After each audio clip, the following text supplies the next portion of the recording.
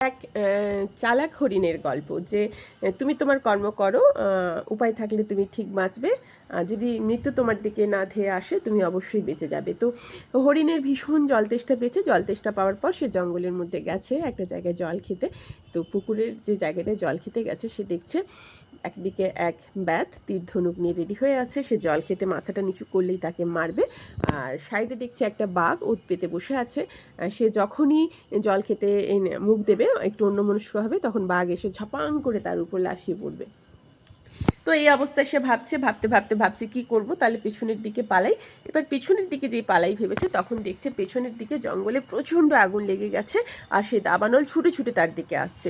তো সে মনে মনে ভাবলো যে সামনে জল, পেছনে দাবানল আসছে, আবার সাইডে বাঘ দাঁড়িয়ে আছে, এক সাইডে ব্যাট দাঁড়িয়ে আছে, তাহলে কি করা যায়, সে তো এমনিতেই মরবে।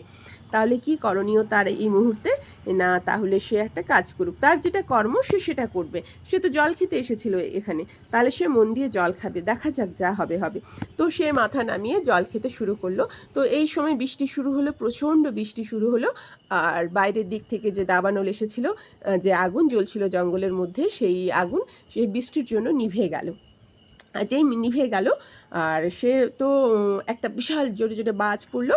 আর যেই বাজ পড়েছে, ব্যাধ যে শিকারের জন্য হরিণের দিকে বন্দুকটা রেখেছিল, বাঘ ব্যাধের নিশানা একটু অন্যরকম হলো।